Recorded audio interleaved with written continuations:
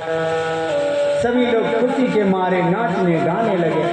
काले तो तरुणी तरुणी तनयाम विभव गौकर्ण पंडितो ज्ञानी धुंधुकारी महाखला। कितना संतान का जन्म हुआ? 2 संतान का नामकरण हुआ। पहला संतान कौन था? धुंधुकारी। धुंधुकारी का जब नामकरण करने लगे पिताजी आत्मदेव ब्राह्मण, तो कहा कि इस संतान का नाम हम रखेंगे। कौन? धुंधली। का रखो? का मेरा नाम क्या है? धुंधली। अब पुत्र का नाम क्या होगा? धुंधुकारी। धो धो करोति इति धुंधुकारी। इसलिए नाम भगवान के नाम के संबंधित रहना चाहिए। और दूसरा का नाम रखा, गौ के कान के समान कान था, इसलिए उनका नाम रखा गौकर्ण जी महाराज। दोनों बढ़ने लगे, लेकिन एक विख्यात हुआ और एक कुख्यात हुआ। कालेन विभव गौकर्ण पंडितो ज्ञानी धुंधुकारी महाखल। खल प्रवृत्ति के किसी के बाल बच्चे संतान को देखना, गोद से खींच लेना, कुआं में डाल देना, मार देना। अब जिस मार्ग से गौकर्ण जी जाते, संत महात्मा दौड़ पड़ते चरणों में लिपटने के लिए। और जिस मार्ग से धुंधुकारी जाता, तो अपने अपने दरवाजे लोग बंद कर लेते थे। क्यों? खल प्रवृत्ति का, दुष्ट प्राचारी का,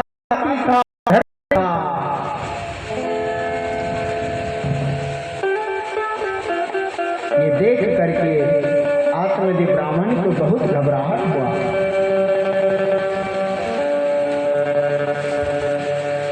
सोचने लगा, अरे ये गड़बड़ हो रहा है। खूब समझाया, पुत्र ये जो तुम कर रहे हो ये ठीक नहीं है।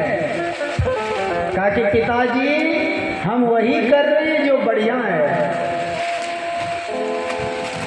पिताजी समझाते समझाते थक गए, एक नहीं समझा। आत्मदेव ब्राह्मण फिर मरने के लिए चला।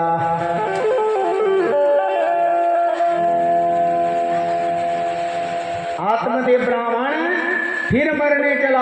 आसुसान्याश्च संतो प्रज्ञावादस्य भासिते गतासु न गतासुश्च नानुशोचन्ति पंडितः। आत्मदेव ब्राह्मण ने विचार किया कि हमें महात्मा ठीक कहा था। अरे जो हमारे भाग में है कोई ले नहीं सकता है, और जो हमारे भाग में नहीं है और संसार के सारे कागज एक तरफ होगा, वो कोई दे नहीं सकता है। इसलिए महात्मा ने ठीक कहा था कि संतान से तुम्हें सुख नहीं मिलेगा, और हमने कहा कि मिलेगा। वही तो गड़बड़ है।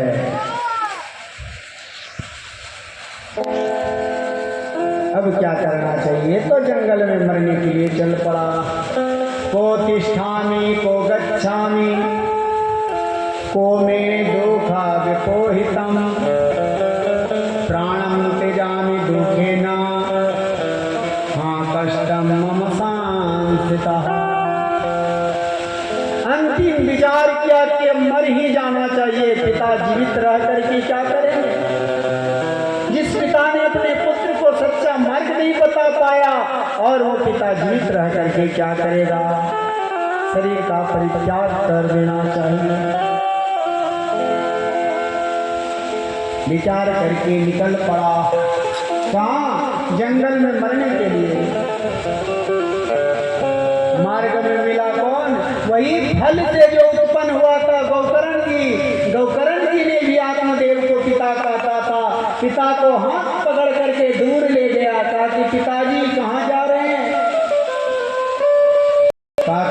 मरने के लिए। कहा कि याद कीजिए पहले भी आप मरने के लिए जा रहे थे। कहा कि हाँ।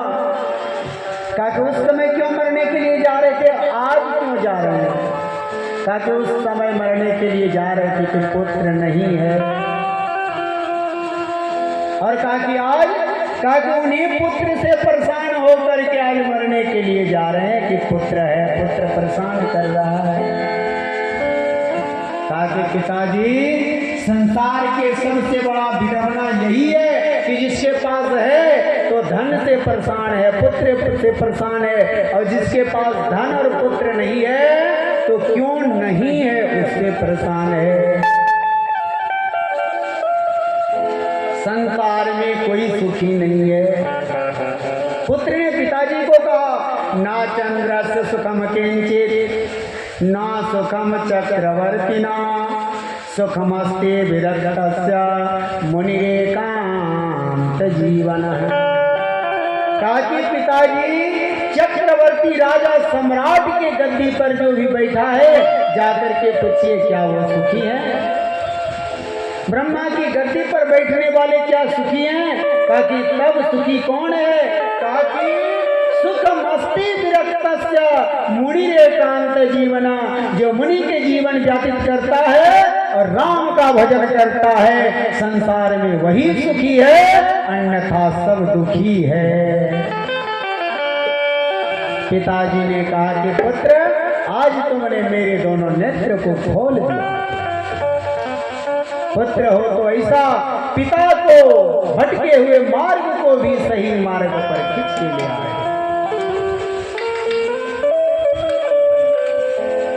पिताजी ने कहा कि पुत्र बताओ तो करें क्या, इस अवस्था में क्या करना चाहिए? वृद्धावस्था है, 60 वर्ष उम्र हो गया था, 60 वर्ष उम्र हो गया था,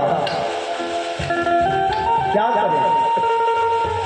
कहा कि पिताजी संसार के दलदल से बचना चाहते हैं तो 2 प्रकार की रस्सी है, उन दोनों प्रकार की रस्सी को काट करके दूर फेंक दीजिए।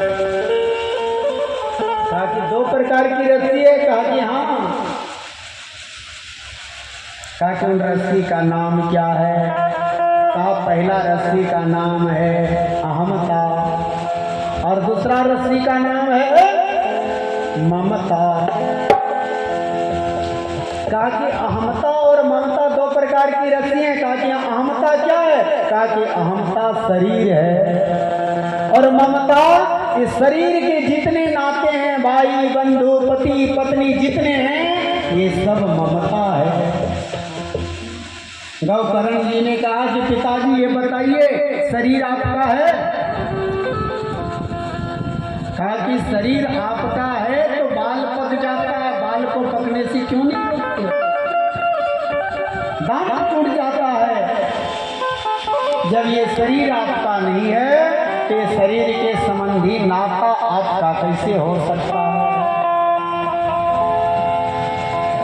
कष्ट सुख दुख सब जीवन में आता है, इसलिए पिताजी ये 2 प्रकार की रस्सी को तोड़ करके पीछे फेंकिए। और सुख दुख तो ये जीवन को चलाता है, सुख में कभी खुशी नहीं होना चाहिए और दुख में कभी घबराना नहीं चाहिए। सुख भी मुझे प्यारे है, दुख भी मुझे प्यारे मुझे प्यारे दुख भी प्यारे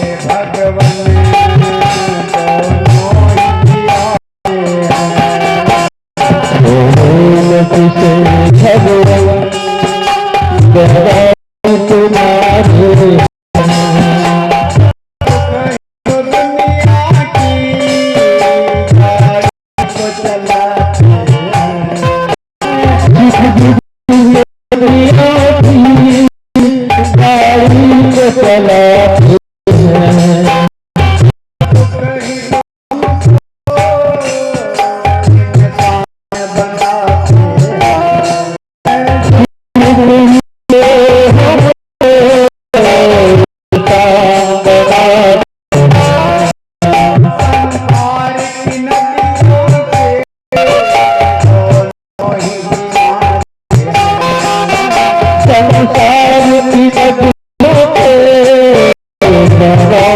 किनारे